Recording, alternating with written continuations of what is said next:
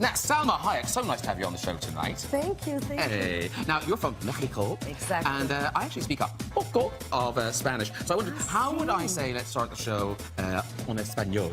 Bueno, pues puedes decir muchas cosas. Lo importante es que hagas que tu público se sienta bienvenido y se entusiasme y tenga ganas de ver tu programa.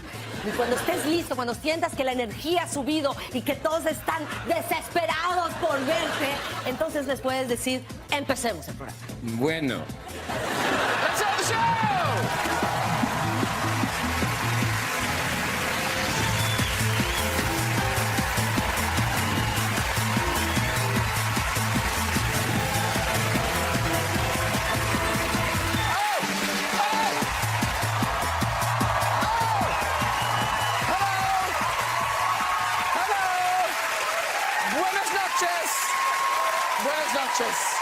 Buenas noches. Good evening, everybody. Hey, it's Friday night. Yes, it is. It's the weekend.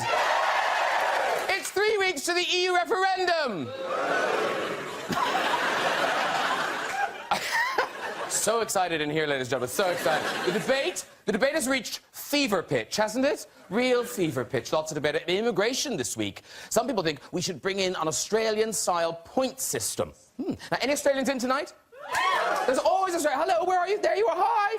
I have to say, you have done a great job of keeping people out of your country. You know, you filled it with poisonous animals, put it miles away, and you live there. So it's all, yeah. Bong, bong, bong. Of course, if the Brexit camp wins, then Boris Johnson could end up being the next Prime Minister. But don't worry. I don't think there's anyone more sensitive to the feelings of ethnic minorities. Really? But, hey, who are we allowing onto our sacred British sofa tonight? Well, later we'll have music from Alicia Keys. Yes! But first, he's one of the funniest things to come out of Wales. Star of Would I Lie to You, Live at the Apollo, and Work Experience, now scouring the country to find the UK's best part-time band. It's Rhod Gilbert, everybody! Woo! Hello! Hello, sir. I'm good to see you. Sit, come on. This British actress has gone from Black Books to Green Wing to the hugely successful Episodes. Now she's here with her latest comedy caper, Breaking the Bank. It's Tamsin Greig! Yay! Sophisticated lady. Look at you. Hello, darling. Lovely to see you. Come in, Rhod, Tamsin. This multi-award-winning actor starred as Dr. Fraser Crane for 20 years and, amongst other roles, has lent his unmistakable voice to Sideshow Bob in The Simpsons. Now he's gone all British in Breaking the Bank. Please welcome for the first time, Kelsey. Yeah!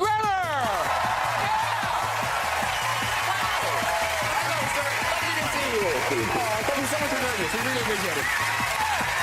That's who that is. And from her breakout role in Desperado to her Oscar-nominated turn as Frida Kahlo, this actress has become one of Hollywood's most dazzling leading ladies. And now her new film, Tale of Tales, is getting rave reviews. Please welcome Salma Hayek! Hey, hello. Thank you for coming. Seriously, you met everybody.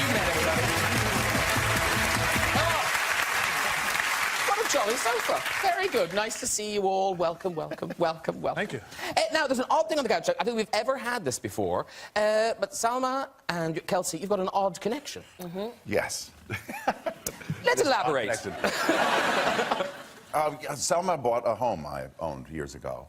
And, did you know it was his house? Yes. Yeah, at the time. I still have it. I was going to ask you, do you still have it? Yes. It's such a beautiful place. I loved it. I loved it. And there was a little bit of controversy around it, but it's all worked out lovely.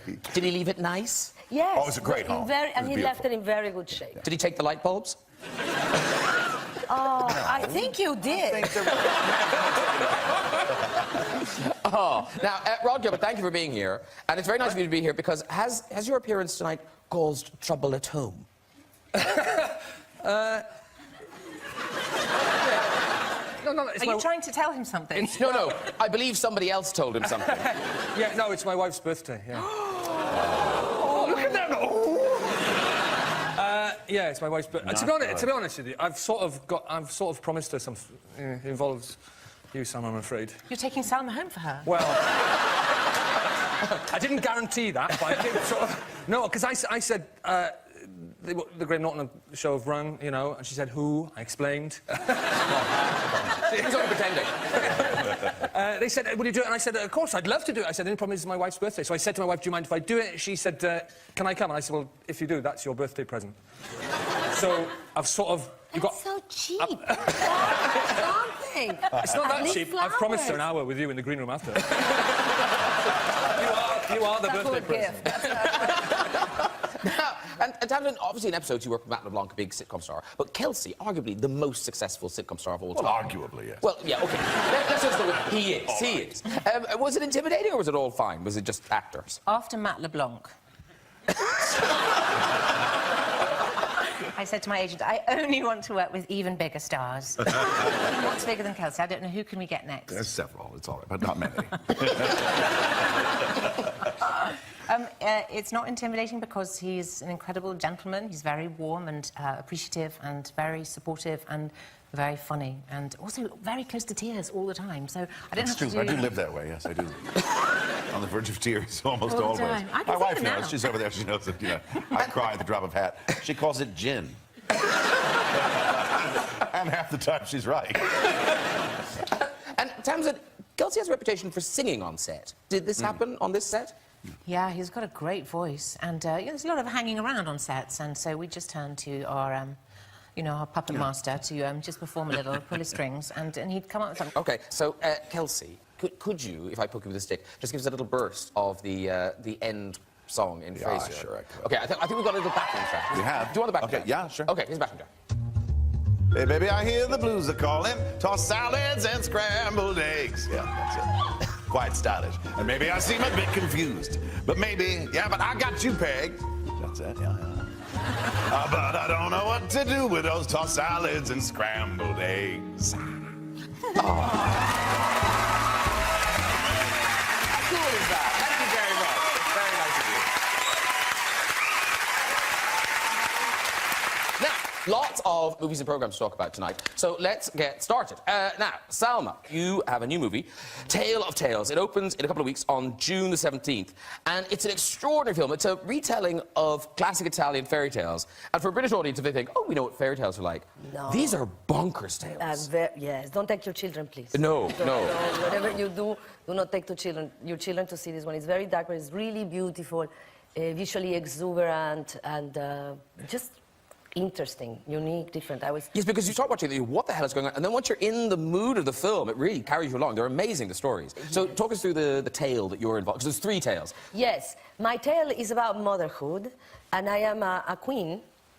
I was so excited because the closest I got to be a queen was to be the queen of the drug cartel in Savages. When you're Mexican, you know, it's kind of hard to get that role. And who is very sad because she cannot have children. And she's willing to do anything in order to conceive a child. So, fairy tale You stuff. want me to continue? Well, you can tell us a bit about, because we can know how she got with child, can't we? Yes, one of the parts of the ritual, the things we had to do was we had to kill a sea dragon, and then I had to eat the heart of this dragon that had to be cooked by a virgin, which was really difficult to find even in those days. And by eating this heart of the dragon, I was gonna conceive the baby, which is not as fun as the normal way, but she was desperate at the end, and it was disgusting. But that all happens in about the first 5 minutes. Yeah. And we've got a still of you eating the heart. Now, what was that? Because it looked disgusting. It was disgusting.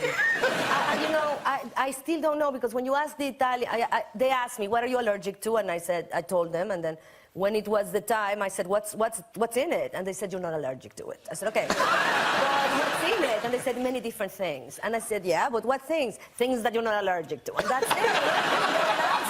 But I kept, every bite, I would find different textures and things and flavors, and at some point I was convinced I was eating a worm, and I said, you must tell me what is this?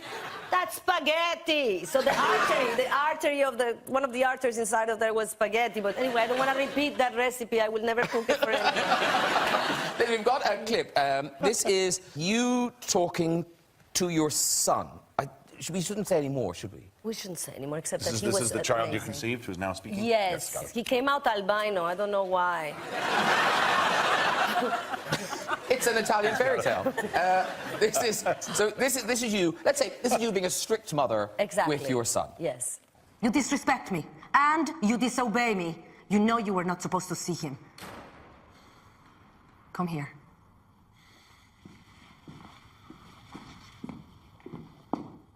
Elias, you are a prince. You cannot be friend of a son of a servant. But I like being with him. He's like a brother to me. I will see him whenever I want. A brother? The only one bond of blood that you have is with me, your mother. And it is to me that you owe respect and obedience. I am your queen. Don't you ever forget it. You know, if I start talking to my daughter like that, she starts laughing at me.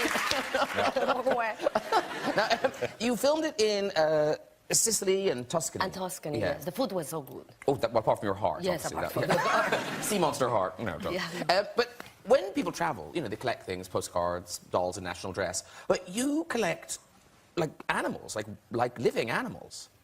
Well, no, I don't collect them. I rescue them. Oh, okay. So, rescue. did you rescue anything when you were in Sicily and Tuscany? Not in that one, but in the movie I did right after, in Bulgaria, I did. Okay. And I had promised my husband I was going to stop because at the time I had 10 dogs, 5 parrots, I had alpacas, horses, cats, and by the way, one without a tail, the other one without a leg, you know. And they find me, they come to me, these animals, which he doesn't believe me, but they do, and I promise him no more, okay? We were up to 30 animals. I swore no more. And I was there, and a little puppy who was abandoned and was gonna die. I won't tell you the sad story because it's a comedic show, and I'll start crying. He came to me, and I couldn't help it, and I picked him up.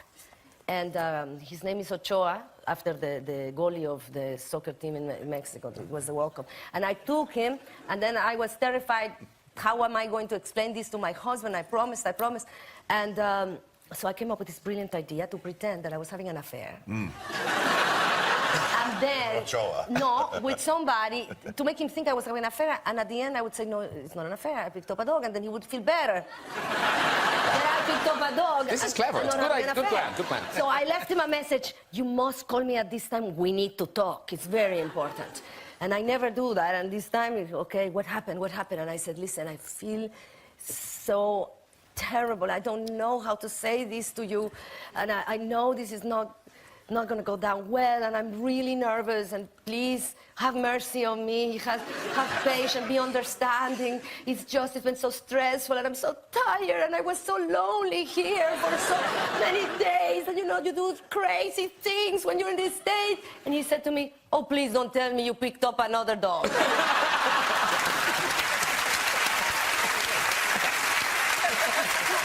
He knows you well. So sad that I was so predictable. But now, talking of dogs, famously, Eddie the little Jack Russell Yes, in Eddie. Frasier, and we all fell in love. Everyone loved that Jack Russell. But apparently you, I mean, not you didn't like him, but you were kind I of... actually liked him quite a bit. The person that didn't like him was John, the one that played my dad. He was terrified of him. Oh, really? Oh, yeah. Whenever he sat on his lap, the dog bit him. Very dangerous He was place not to a pleasant start animal. biting. Yeah, right. But did it annoy you all on set that dog must have got so It much annoyed attention? me no end. But only this, because there was... we had a director for a while who was a guest director. We booked him to do maybe 3 shows. And somewhere in the middle of that number, he turned to the dog and said, Eddie, action. Said, you're fired. I can't. I've never heard anything like that in my life. You're out. And I was never really that mean, but in this case, I was. It's a dog. It's a dog. He doesn't understand action. On the action thing, you said they didn't understand action. I worked on it. My first ever time on screen was I was in my 20s. I'd never done anything on stage or screen before, and I went along to the job centre, and they sent everyone, all the waifs and strays, all of us. They sent all of us to be film extras in a Welsh film that was filming nearby, and off we went and got our 30 quid for the day. It was a Welsh dog then, in that case. No, it's the horse. This was a horse. Horse. This was a horse, and the horse's job, all he had to do was walk through the back of the shot. It was a period drama, and every single time the director shouted action, I kid you not, the horse got an erection, and every And there was this little guy whose job it was, it's the little guy whose sole job it was, as far as I could work out, was to run out with a bicycle pump and a bucket, and as soon as they went, action, the horse went, doing, and this bloke went, and this horse's penis just went, just back in. And they'd go, right, cut, and then they'd go, start again, they'd go, action, he'd go, doing, Sorry, the horse every single time he said action. What's he doing with the bicycle With pump? the bicycle pump? Unerecting. How do you unerect a... Well, this is what I'm telling It's a you. Welsh blowjob. So the...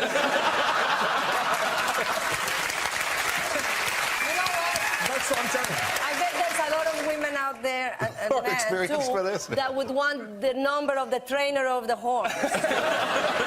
What would happen with the horse's penis would go like that, huge, and then this little man would run out, suck water up from the bucket into the pump, and then spray the horse's penis with cold water, basically, and then the penis would just sort of go back in. And then off they'd go, and then they'd go, right, action, out it would go again. The horse went, dying, back in. Yeah, but I've met a lot of actors that do that.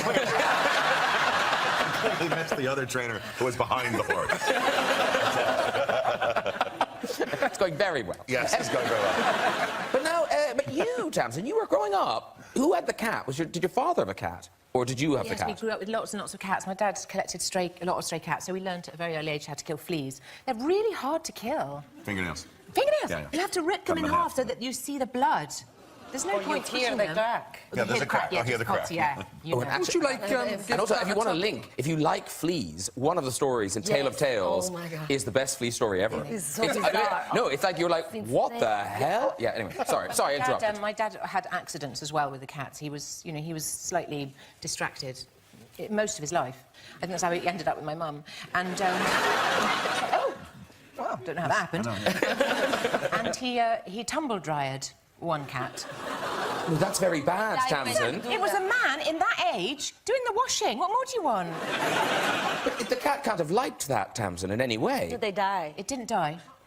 I know somebody that who long. did that and the cat died. OK, well, This one didn't die? it didn't die. It was a miracle. Wow, With what a better a tumble dryer. That would have been an American. That was an American tumble dryer. Our tumble dryers could be on for a year. And we'd still be on a wet sheet. Yeah, with the cat going, I'm a little warm, but not very. In America, it's like beef jerky by the time you get it out. I have to hang this one up for half an hour on the line afterwards. Just in case, please don't try it. No. Tamsin's father got away with it, but that's it. Got away with murder. He didn't murder me, no. I don't know why I did that. Now, Kelsey, you're working with a dog again. New movie that you and Tamsin are in. Yes. You had a dog called... Now, is the dog called Taxi always? No, his or name's just- Taxi in the film. I don't know what his name is, actually. Because Taxi is a good name for a dog. Taxi was a great name. And Yeah. it worked well in the film because I say taxi and someone thinks I've called for a taxi on the other end of the phone. So, yes, it's a good name. Tamsin, is that true, or is that just a story? The people who had to look after the Christian dog. Well, yes, I heard about... You know, when you think about good names or bad names for dogs, Taxi's a good name something that you would shout... A word that you might shout out in public. Yes. And I heard of this Christian family who were very friendly with their neighbours who were not Christians.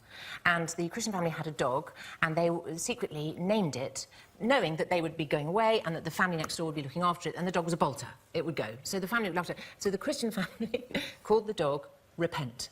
I mean, that's brilliant. That is brilliant. Is that true? Yeah. So they had to be in the street going, repent. Repent! Come back, you fucker. So, the new film is Breaking the Bank, and it's a proper British farce. I mean, it really is. It's like an Ealing comedy style. Yeah, it's a beautiful mainstream comedy, which is a kind of love child of Trading Places and The Big Short. So at the heart of it, you've got a love story that breaks apart, but it's also a public service film about what shorting is. So it explains in a very beautifully comedic way about certain banking terms that none of us understand. But the writer, Roger Devlin, and because it's a really funny script, but he comes from the financial services area. He is actually a banker, I suppose, yeah. And I think that's sort of a mea culpa kind of thing on his behalf. I think he wanted to try to say, gosh, I'm sorry we did this. Well, how can I continue to make money out of he's it? doing splendidly. Yeah, I've been fired.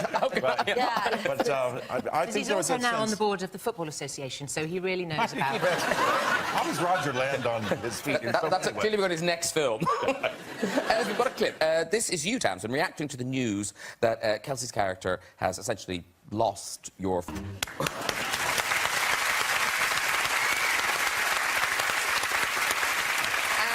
Breaking is in Empire Cinemas now, on digital download from Monday, and on DVD from Monday, the 20th of June. There is every way to see that film. Yes, there is. Now, fans, obviously, everyone has fans. And Kelsey, when you're filming here, you met, if not your biggest fan, certainly one of your biggest fans. Certainly one of the biggest fans I've ever had, yeah. Because was she the girlfriend of someone who worked on the film? The girlfriend of one of the prop guys, I think. It was one of the guys that was, you know, helping. But I was introduced to her, and he said, "Do you mind saying hello to my girlfriend?" And I said, "Of course not." And he says she has a tattoo of you on her arm. And I said, "Oh, okay, well, all right." And then she explained to me that it was confusing for a lot of people because they would often ask her in a bar why she had a tattoo of Bill Clinton on her arm.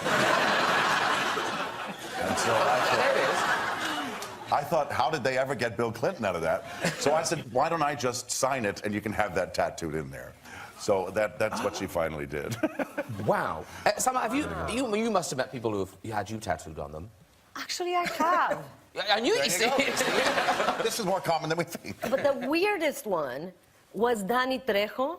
You know the actor Danny Trejo from all these action films. He was actually in prison for many years for. He's now an actor. Yes. And he's very famous. But before, he was in prison for many years for robbing banks. And in prison, he tattooed himself a huge tattoo of a woman here. And when he learned how to act in prison, and then when he got out of prison, he started working, and of course, he landed on the movie my first movie that I did. And when he saw me for the first time, they told me, "You're gonna meet this prisoner that is now an actor," and I was a little bit afraid. And when I saw him for the first time, he saw me, and he ran towards me and ripped his shirt off. And he said, "I knew you before I knew you. I dreamt you before I knew you." And sure enough, there was a picture of a woman that looks exactly like me. The body was a little bit better, but let's pretend. Exactly like me in his chest. Wow. Yes. That is very peculiar. And he said, "I just got out of jail, and I'm happy, but for you, I would rob another bank." So that was the strangest tattoo. That's a fact. Now, Rhod, Gilbert, I know you have to do this, because the last time you were here, you showed us your flaming Battenberg. Yeah. That's not a euphemism. That's an actual tattoo. I need a bike pump. But now you've added to your collection. Now the flaming... I wouldn't call it a collection. That's a big word. I got one more. So, but not through choice. I mean, well... I didn't want the first one, and I didn't want the second one either. So why did you get the second one? Well, I only got the first one because for a TV show, I did work experience, the show I do, Rhod Gilbert's work experience, so I tried out different jobs. I was trying to be a tattooist, and the producer said, "Right, you've got to have a tattoo." And I said, "Don't want one. You've got to have one. We don't want one." Anyway, in the end, I went, "They're pointless." And to prove the point of they're pointless, I had the most pointless tattoo I could think of, which was a Battenberg on fire on a cushion, which I've got there. I'm very petty, and I wanted to win the argument, and I had to go, right, that showed them. But then, a few years later, I was doing I didn't have a sort of punchline to a show. I didn't have the ending to a show. And so I flew to New York and took a potato with me. So I ended up getting a tattoo of the potato on my other shoulder. I tattooed the potato with my flaming Battenberg. So the potato had one of me, and I had one of it. That was the point. And we've got a picture of the tattoo. There it is. So you just see a glimpse of the Battenberg over there. And here is... Now, what sort of potato is that? It looks... It's a King Edward. But what about your wife's name? What, Sean? Yes. How about tattooing her name? Because because that would be a meaningful tattoo. And I never wanted a meaningful tattoo. I just want pointless tattoos. Okay. Anyway, You're winning, Rhod. The worst thing is, it's not even like a potato. I came away and I thought, God, that's a really good likeness to the potato, that is. But then I forget it's there. I was on a beach a couple of years ago in Wales, and the one nice day we had, and, and some kids came up to me, like, holding hands, a little boy and girl, and they said, "Oh, excuse me," and I thought, oh, they're going to ask for an autograph or a usual, a photo. And I went, "Yes, what is it?" And the little boy went, "Why have you got a massive shite on your back?"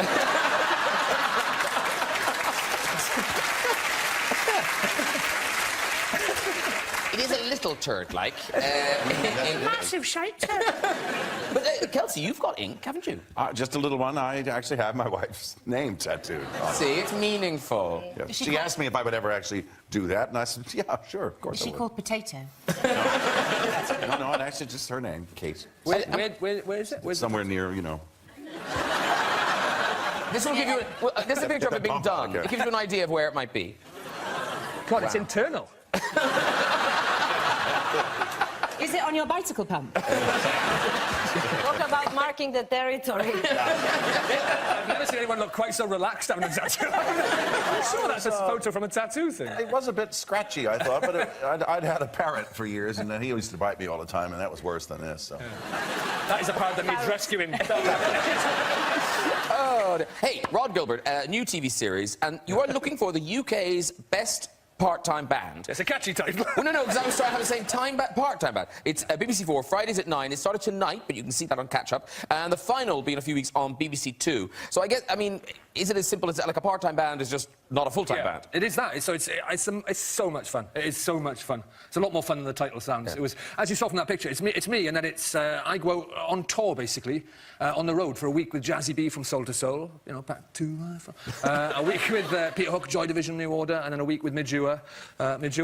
And we just look at part-time bands. So people who play music just for the love of it, as a passion, as a part-time thing, not their main source of income.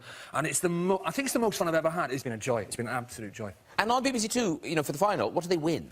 Nothing. Yeah. It's BBC 2, mate. It's still for the long An hour in the green room with me.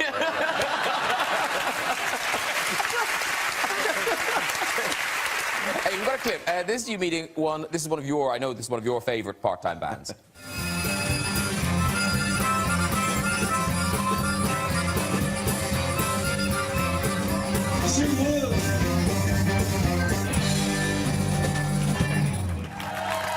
Are you sure you're all in a band? Hey, we've lost a couple unfortunately. We lost one last week, unfortunately, as well. One of the band died last week. Yeah. And then we lost a drummer last year. Thank fuck we got two others. We've actually got one and a spare.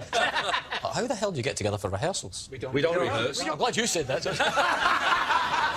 Bitch, you're going to get a kick in the bollocks. That's how I can still hit the high notes in Vienna.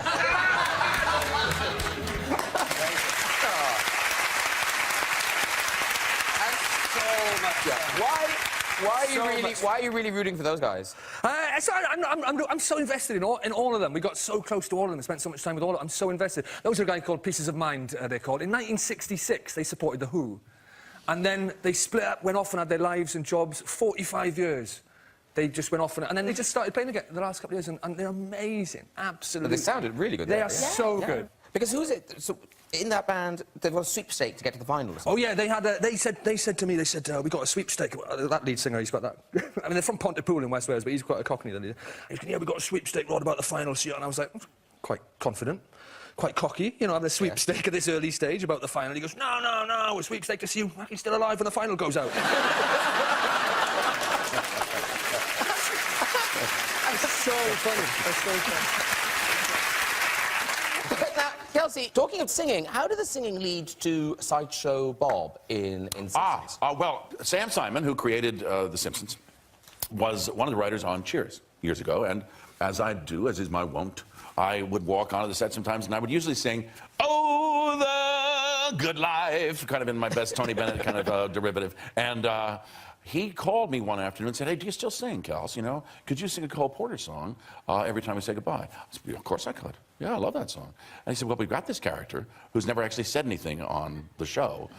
He's Krusty the Clown's sideshow. We call him Sideshow Bob, and we want him to speak finally. And we thought you should do it. Can you sing this Cole Porter song?" I said, "I can certainly do that." And then I read the script, and it was actually really funny and wonderful. But he was very cultured, and I borrowed, at that time, it seemed like the opportunity. I had logged away a voice years ago when I worked for a man named Ellis Rabb, who had started a theater company in New York City, had great success, and when I was working for him, I was painting his bathroom and, you know, hanging wallpaper and stuff like that. I wasn't really a successful actor at the time, but Ellis would regale me with stories when he'd come home from work, always, and he would say things like this. He'd say, "Oh, Kelsey, that baby should have been mine." This guy, I'm going to use him someday. And when I read the script for Sideshow Bob, I said, "This is Ellis Rabb," and it went immediately into, "Oh, Bart, you know, I just despise you."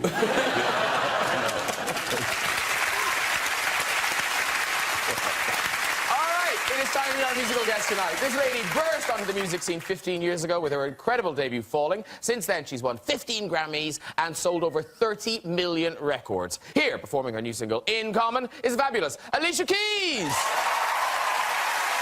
Alicia Keys and her band and her backing singers. Come and join me, do. That's gorgeous. Thank you so much. Alicia Keys! Come and join the sofa. It's sofa. Alicia Keys, my darling. Alicia Keys, it's Rhod, it's Tamsin, it's Kelsey, it's Salma. Yeah, how you doing? Let's go. It's my babies. Oh. You too. This couch is funny. I was watching y'all. Do you know each other, or is that just a fan? Oh. No, I know. Oh, okay. But I am a fan. Yeah, well, listen, we all are. Thank you very much. That single is out now, In Common. And, I mean, the voice is Alicia Keys, but the vibe is kind of different, isn't it? Yeah, no, definitely. I've been feeling different. I've been feeling really connected to myself. I've just been feeling like being so good with being vulnerable and raw. The song itself says, you know, if you can love somebody like me, you must be messed up too. I feel like we're all works and progresses, and when we can admit that and just own that, you know, we set ourselves free. So I'm feeling good. It's summertime, and we're like... It's very sexy. It's very sexy. Feeling good, thank you. You know, it's a clubby, funky vibe. It's nice. I loved it. I loved it. It's lovely. How does it work? Can we just buy that song right now and then... And then the album will come later. Yes, you get this now so you can just live and vibe and feel the summer vibrations. And then when the album comes, you'll know, and then you go get it. You're like teasing us. A little tiny bit of foreplay. Okay. Hey, well, thank you very much. Thank you very much. Alicia Keys. Very good. Okay. I think we've just got time for a very quick visit to the big red chair. So who do we find there? Hello. Oh, he looks like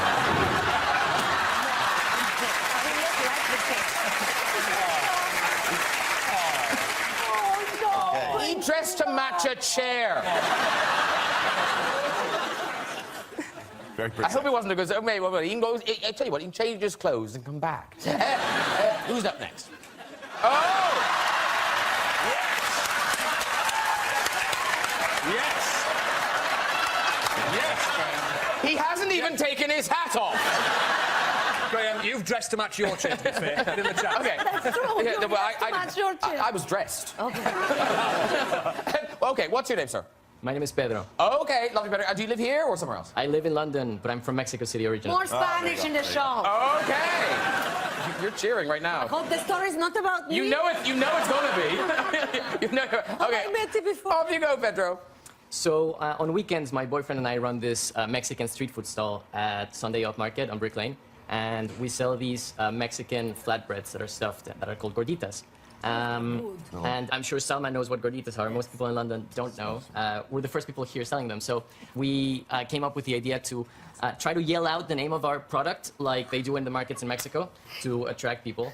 Unfortunately, what we didn't know was that at Sunday Up Market, it's very popular with Spanish tourists. And actually, gorditas, so the name of our product, in Spanish means little fat woman. So after an hour of yelling, gordita, gordita, gordita, to people, we realized that it wasn't a good strategy because we were calling our customers fat and they weren't buying our food. So we didn't do it after that. Yeah, whatever. Okay. I want the address where I can go buy the gorditas. We'll get you ready, though. Well done, everyone. If you'd like to join us on the show and have a go in the red chair, you can contact us via our website at this very address. That is it for tonight, so please say a huge thank you to my guests, Alicia Keys, Mr. Rhod Gilbert, Tamsin Greig, Kelsey and Salma Hayek. Do join me next week with music from Tom O'Dell, Aussie heartthrob Liam Hemsworth, Hollywood star Jeff Goldblum, and the mighty rock himself, Dwayne Johnson. I'll see you then. Good night, everybody. Bye-bye.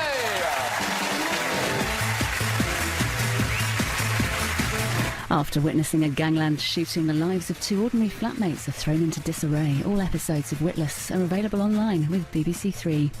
Next tonight, playing for one of the biggest institutions in the world and carrying the nation's hopes. No pressure for Eurostar Gareth Bale. Coming up.